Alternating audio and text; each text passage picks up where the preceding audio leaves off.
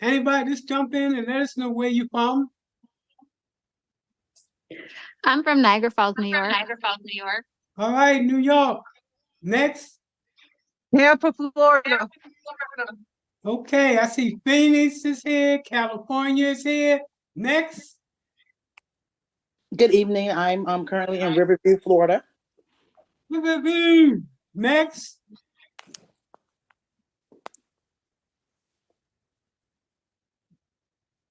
So we got everybody? Good. Let's continue on because as we move forward in a nice presentation, we plan to have people that's going to be jumping in from all over the United States. So let's get started. So I got all my notes written out. Let me make sure I have this on record. And then we're going to go ahead and get started. First, thank you for taking part in a nice class. I did have some technical difficulties in terms of getting started. So, again, I want to thank everybody for attending tonight's presentation on how to start and operate a nonprofit. My name is Michael Randolph, and I'm with the Center for Nonprofit and Community Development. I'm the CEO of the corporation. I have over 35 years of experience in working with nonprofits nationally.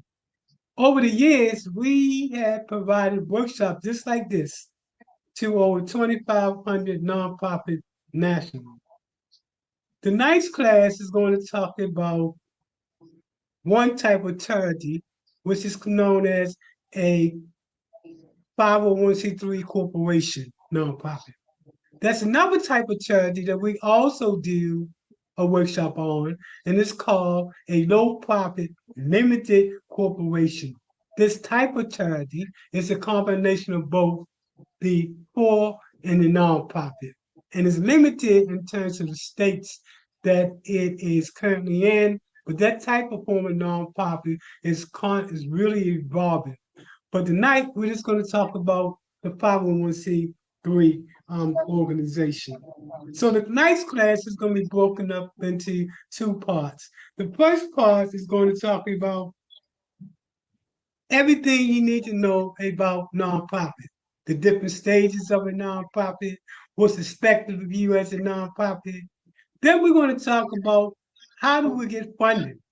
Fact of the matter is that that's over 135,000 of funders throughout the United States and throughout the world that fund nonprofit. We're going to talk about how do you assess that information as well. So let's get started. So my name again is Michael Randolph, and our mission is to strengthen organizations that strengthen communities.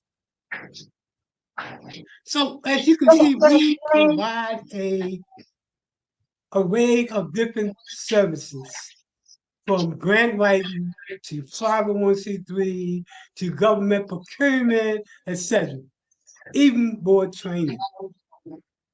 My background, well, I've been into nonprofit work since the early 1980s. When I started the nonprofit in 2011, it was because of my observation of a lot of nonprofits that were struggling, that didn't have the tools that's necessary to be successful. Now, when we look at our title, we say nonprofit and community development.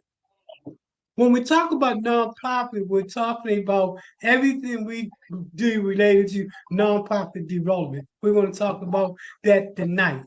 We also do what's known as community development, in that we focus on those marginalized and underserved communities throughout the United States to provide them with the tools set necessary for them to lead the effort and transforming their community and making sure that they're not going to be genocided out of the community.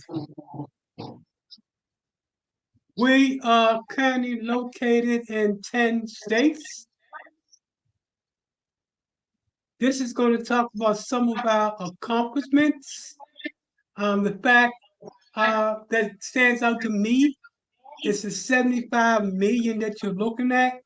Over the years, I participated in either writing or giving my input and grants that resulted in $75 million. Here's some more accomplishment. And you can read this when I send this presentation to you. Although also those that remain throughout the presentation will receive a certificate as well as a copy of the night's presentation. 501c3. So what are your takeaways tonight for part one?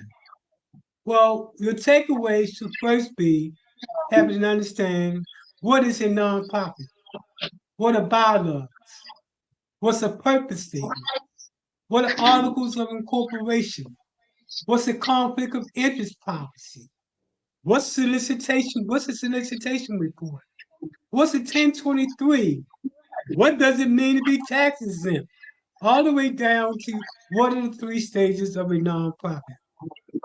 A nonprofit, in short, is a tax-exempt organization that serves a public interest.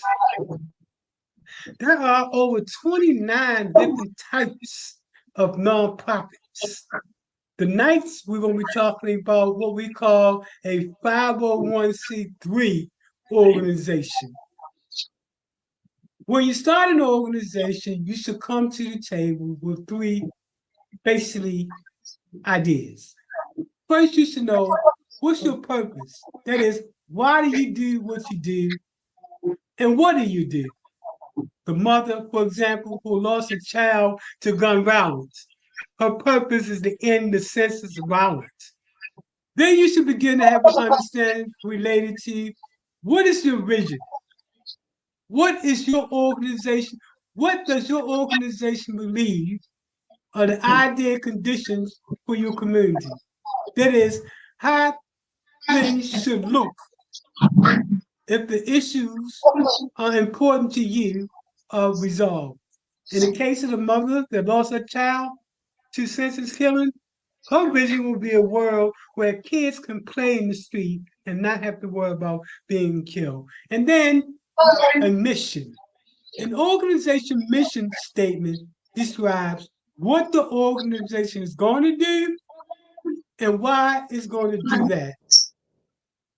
Your bylaws are your first set of documents. Now, this section right here that we're talking about is what we call, in terms of the different phases of a nonprofit, this is what we call your legal and your business compliance section, in which you begin to talk about your first stage of your nonprofit and putting together your legal document.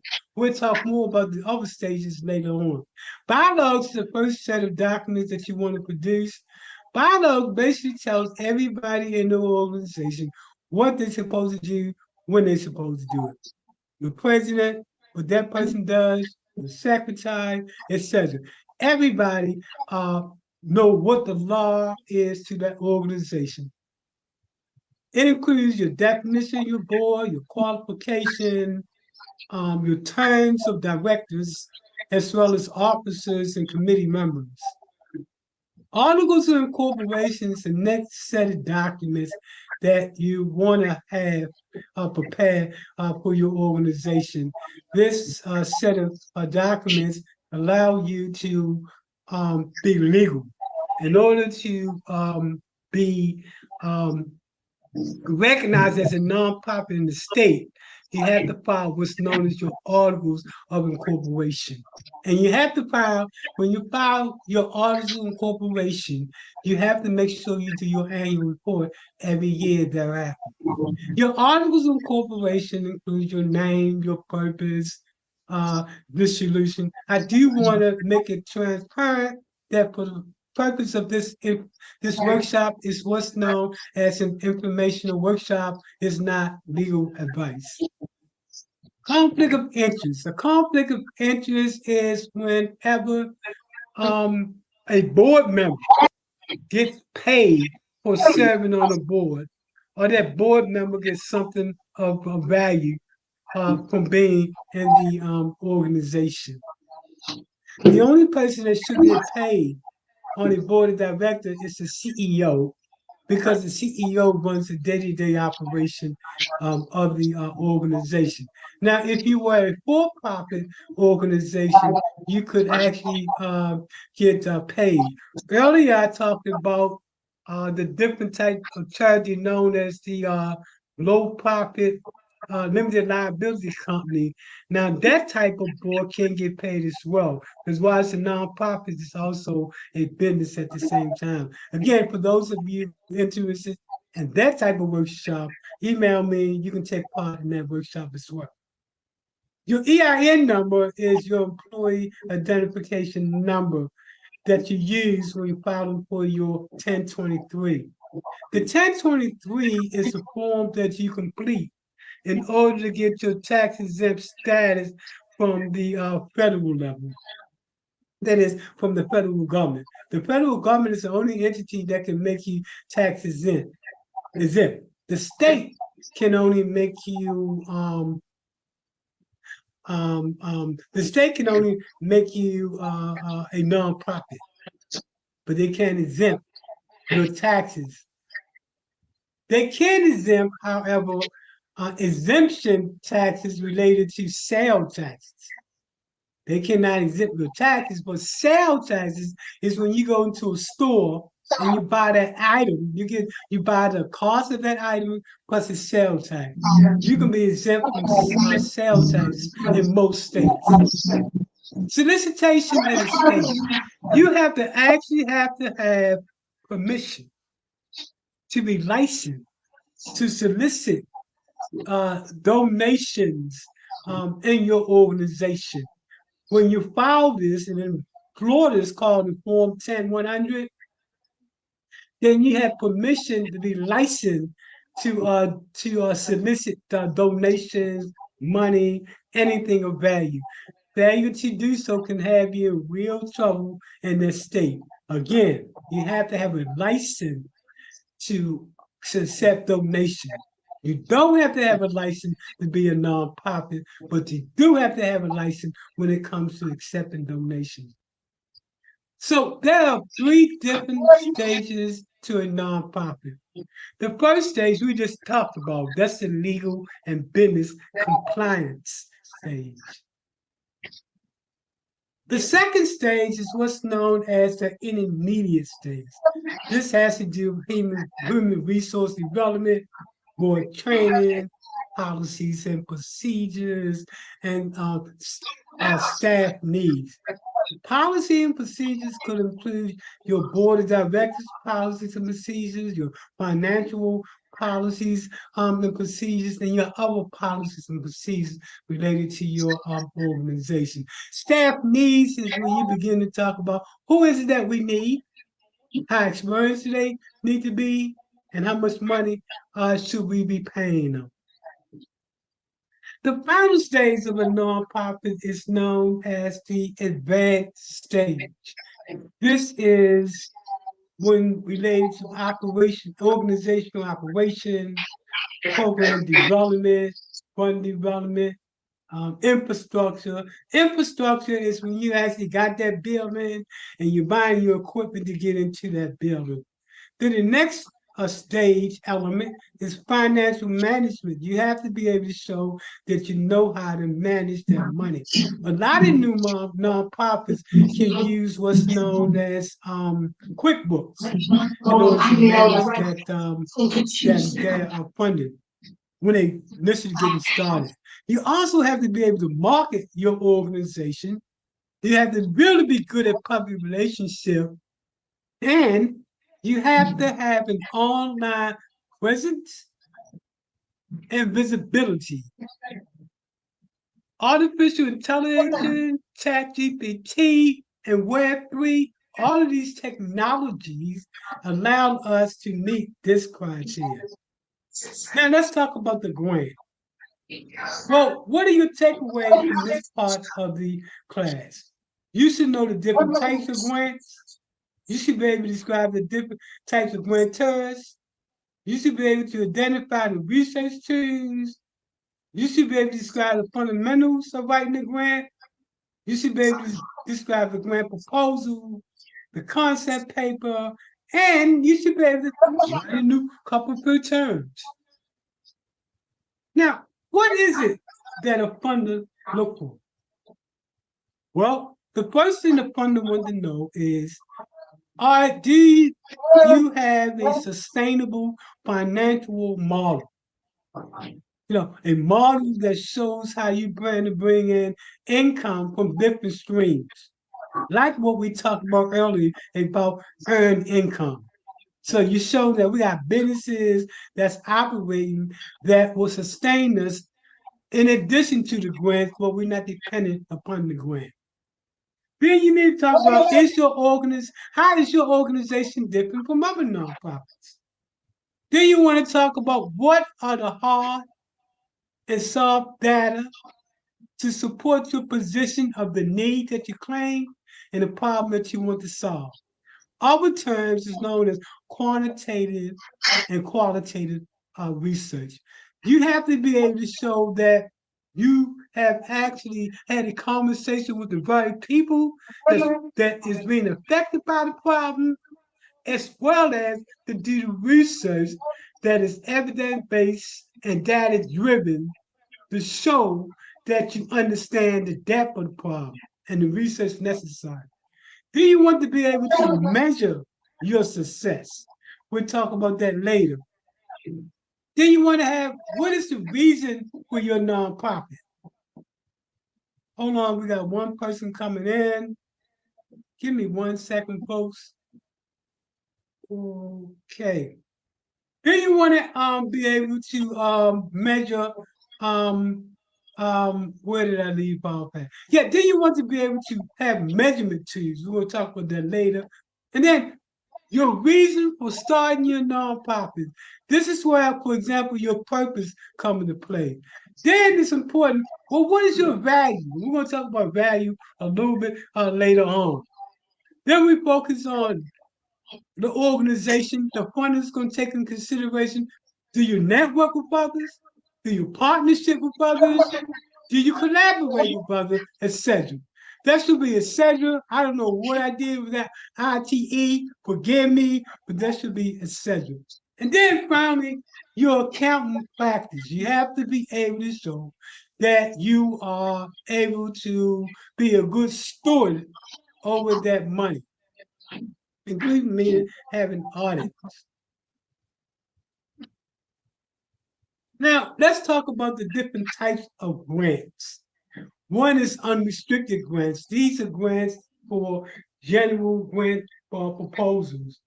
Then the bulk of grants is what we know as restricted grants. And here are the different categories. The first category is what we call program and project grants. For example, you got a program or a project that you want to get funded. The next is seed money. Seed is like if you're an existing organization and you want to broaden out to start a new program, or seed money is also applicable if you are a new nonprofit and you need money to bring on your first employee, who should be the CEO of the organization. Then we have what's known as capital grants, and capital grants is like land acquisition if you want to do affordable housing, transitional housing, or if you want to build a shopping mall, etc. Then you have endowment. Under that is challenge and matching grants. Some organizations will challenge you that will give you 90% of what you're asking for, but you have to be able to come up with the remaining 10%, and we're going to show you how you meet that issue if it comes about. And then finally, in-kind support or pro bono work has been underrated. It is very important that you're able to show that you do have volunteers and you do have people that's doing pro bono work who would normally get paid for it. That brings value to the organization as well. The different types of grantors is an individual like you and I. That's the bulk of the money. And then you have what's known as a family and community foundation. You have a corporate foundation. Now, the thing about a corporate foundation is that corporate foundations like Walmart, Best Buy, Coca-Cola, etc., must give 5% of their net proceeds back to 501c3 organization in order to maintain that status as a corporate foundation. Then you have federated, like the United Way and government monies. Now, probably the hardest money that you want to go after is government monies. Now, when you get this particular presentation, and I can't do it during this time, you want to look at the advantages and the disadvantages of going after each of these types of funding source. Now, we get to the section of, well, you identify what you want to do. Now you want to find out where the money is. There are a number of ways that you can do research to find grants. I'm highlighting two: the Foundation Center, grants.gov, and Grant Station. The Foundation Center allows you to look into funding from over 135,000 plus funders. That's right. There's over 135 different types of funders. And we mentioned what those type of funders were earlier.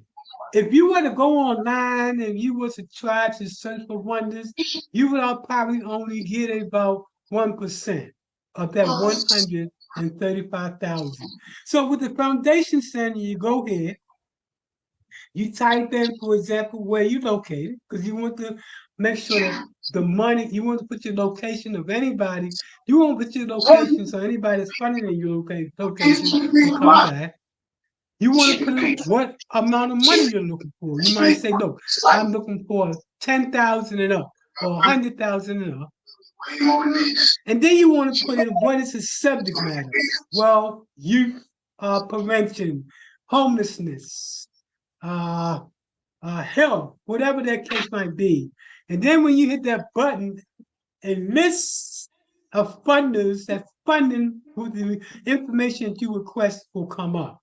Now, you can also use this with Grant Station. I just started to use Grant Station, but I got to say the most comprehensive grant software is the Foundation Center. And then you have grants.gov. Grants.gov is when you're going to go for a federal grant. You can also go for state grants. You got to go to the state site to find out what are the grants available for your state and local governments. Now, in going for a grant, there should be 4 things that you should take in consideration in terms of being able to increase your opportunities of getting that grant. That should include these processes here. First, you should write for the application form and guidelines so you can know exactly what these people are looking for. Second, you should call a person that received that grant in the past. It's called a grantee. You should call a past reviewer. What was that person that reviewed that grant? Get their opinion as to what was that decision on granting that funding. And then lastly, you want to contact the program officer. When you go to the Foundation Center that we talked about earlier, they'll provide you with all this information based on the funder that you're going for. We start off with the problem. In terms of being able to identify what the problem is, you want to be able to do your research. You want to be able to talk about what is the specific conditions that you want to change when you're talking about the statement of the problem. And during the statement of the problem, you want to be able to use both quantitative and qualitative research to make an argument related to what the problem is. The two types of research data that you can use is quantitative research and qualitative research. Quantitative research is objective. That is, you're getting your research from those who are in authority to provide that type of research. Quantitative research or qualitative research is subjective. That is, you're getting your information from the very person who's being affected by the problem, and you're getting their insights. The next component, after you identify that, is putting together the program design or the approach that you're going to take. And going for that particular grant, before you even start to put together the program, you should have at least what your goal is, what your strategy is, what your objectives are. You should be able to identify the four major types of objectives: behavioral, performance, process, and product objective. Again, when you get this presentation, you can look at the particulars as to what is the goal strategy. Again, you can also look at examples of goal strategies and objectives when you receive this presentation. Now we get to the section related to the method section, the program design. Some people call it the work. The method section describes your project activities in detail, indicating how your objectives will be accomplished. It includes, but is not limited to, hey, what personnel do you need? What's going to be the training requirements? What's going to be the qualifications and the job description? A description of your facility. What equipment you going to need? A description of how the program will be administered. How will it coordinate with your other activities? What is the scope of services? Your scope of services should be reasonable within the time frame. And also to talk about what happens from the opening of your door to the closing of your door. The introduction is your way of getting an opportunity to tell the funder, uniqueness about your organization. Mostly private foundations and foundations require this. Government proposals normally don't require a section called introduction. The conclusion. The conclusion is when you wrap up everything that you talked about in your proposal and you highlight those things that you want to emphasize. It's also during the conclusion that you can be emotional. No place in your grant proposal should you be emotional. Only during the conclusion. So let's go back to that mother that lost her child to violence in the streets. This is when she will talk about her pain during the conclusion. She will say, I'm starting to smell not out of joy, but out of pain. Otherwise, I'll remind you in the morning. My only child, the street violence. This is a reminder. This is where she will get Remind you at emotional. 10 a.m. No other part of the grants should be getting emotional. Just let me know you're done. Now, you also want to be able to talk about how you plan to get your information out. This is a Your reminder. website, your pamphlets, If you finish this let me displays know of you're meeting, done. press Otherwise, release, I'll remind you in the morning. and your appearance is very important. Make sure you go through this list when you get this to look at what do they talk about in terms of, your appendix. For example, you want to have a list of your board members, annual reports, operational physical reports, list of success stories, support letter. Look at this list. Then you want to look at the occurrence. Every particular grant is proposal. When you go for that grant, they're going to tell you in that what's known as RFP. That's request for proposal. That's how you get a grant. They're going to tell you basically what the appearance of your submission should look like. They're going to tell you if we want to use list numbers, a list, or we want you to use numbers, or whatever it is that they want you to format that grant. You need to read that to know how the grant should be formatted, because every grant is going to have a different format. Evaluation, this is where you begin to show how you plan to show your success. So I just want to know, how do you show your success? Now, you show your success through what's known as a program evaluation or a program measurement. And we're going to talk about that in the next slide. Again, make sure you review this slide in depth when you get it. Let's talk about the different types of evaluation. One is known as a goal-based evaluation. Goal-based evaluations are evaluating the extent to which programs are meeting their predetermined goals and objectives. A lot of organizations have been around forever, and they constantly have to revisit and say, are we still focused on what we originally set out as our guideposts in terms of our goals and our objectives? The next type of evaluation is called a logic model or an outcome-based evaluation.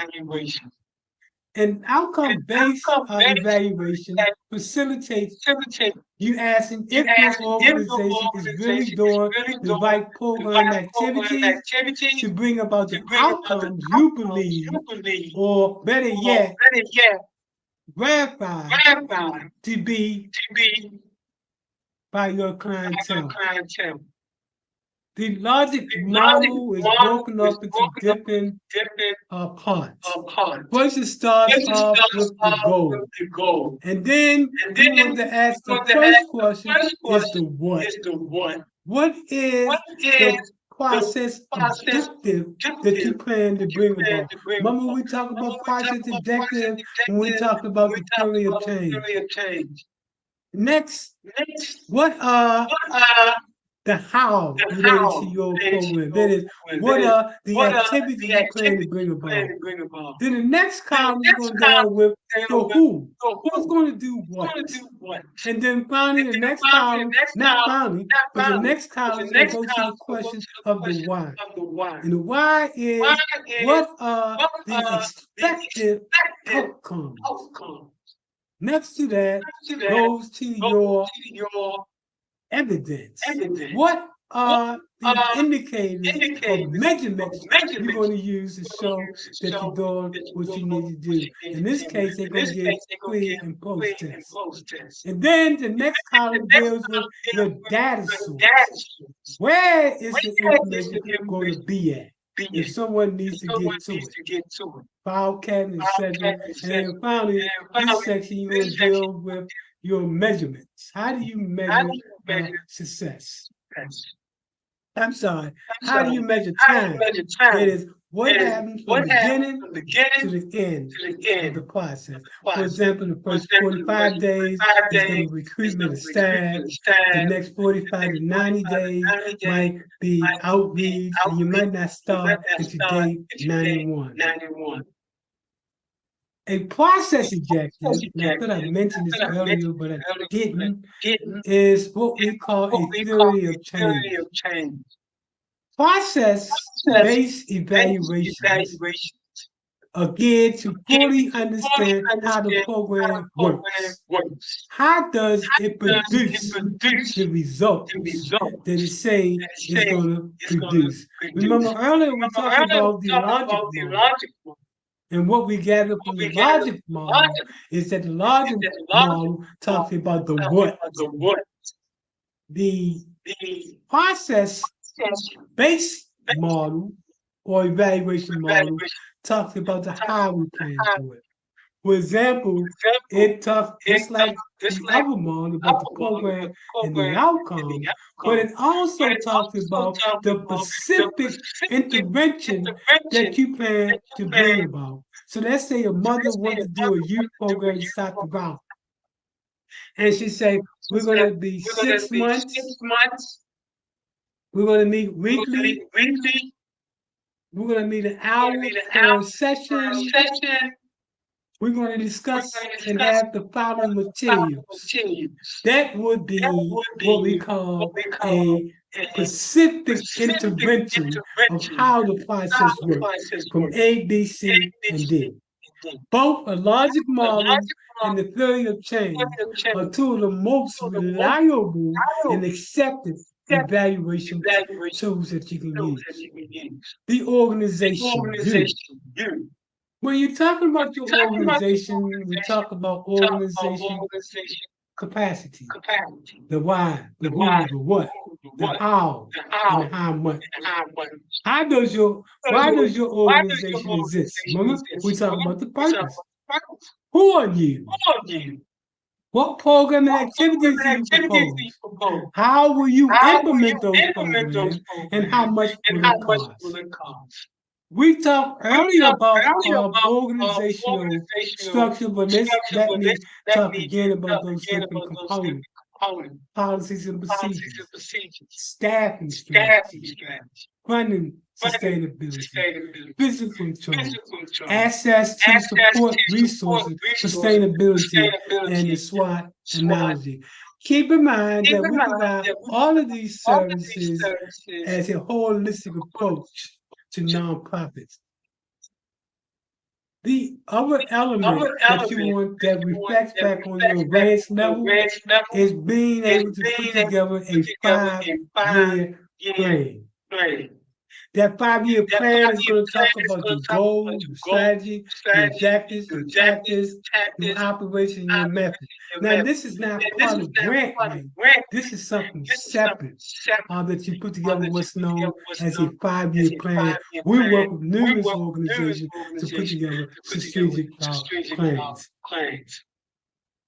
The SWOT analogy is a strategic planning tool used to evaluate your strengths, your weaknesses, your opportunities, and your threats.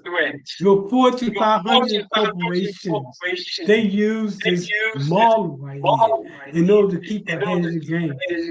When you use this model and you present it with your information to the funder, they're going to be impressed because they can see that you're thinking just like a business, although you are a nonprofit. Again, please read this when you get it. And then, what are the core components of a strong organization? We talked about this earlier. Your values. What do you believe in? Your mission. Why do you exist? Your vision. Where are you going at? Your strategies. How will you get there? And your tactics. This is related to your long, mid, and short-term objectives.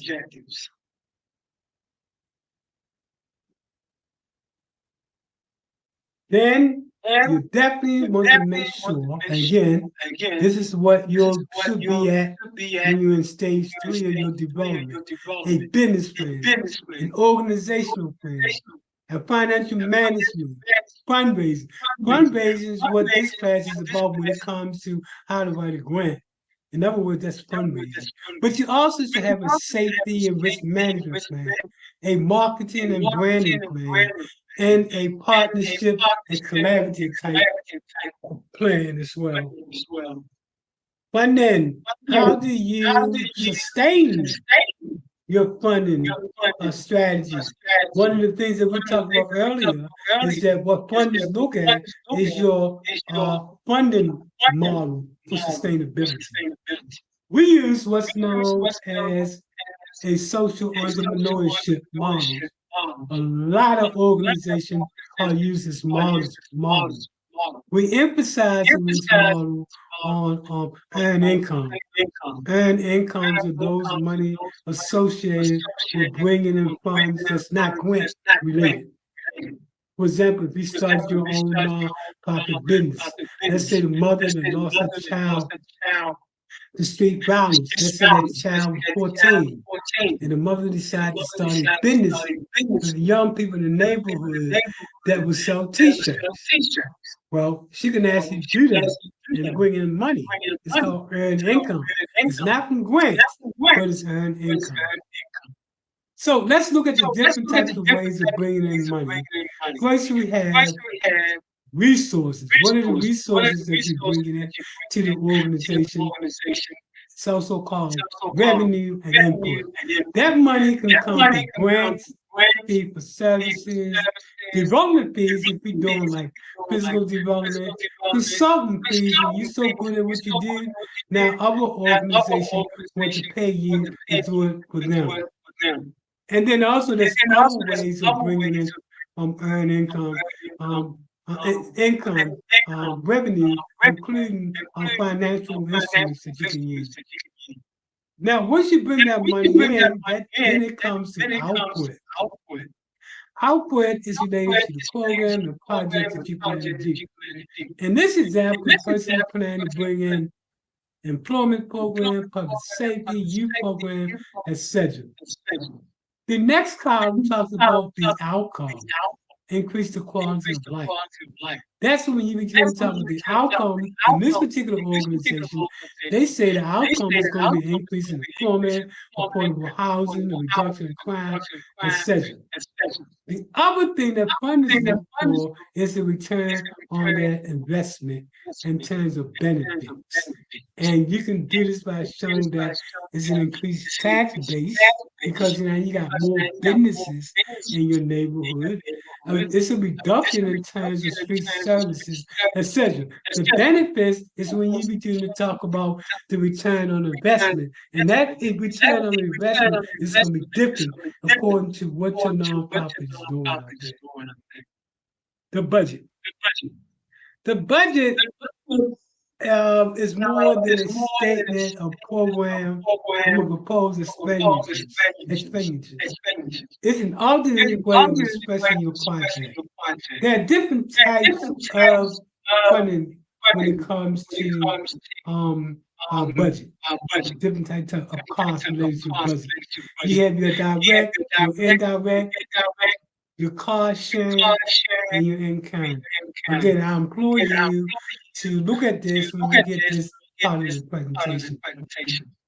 And that brings us to the conclusion of this presentation. I do want to get some takeaways from individuals. Give me some takeaways. What did you like, and what do you think some things that might have been better? And also, don't forget who you are if you're a nonprofit and what your nonprofit does. This is going to be broadcast around the United States. And every time we do this type of workshop, we get a lot of people that actually engage in sharing their stories. And a lot of them get funded because we are connected to a lot of funders in our social media formats. And that's one way of getting known when you start to show funders what you do. Okay, that being said, can anybody jump in? Give me a little bit of information. What are your takeaways?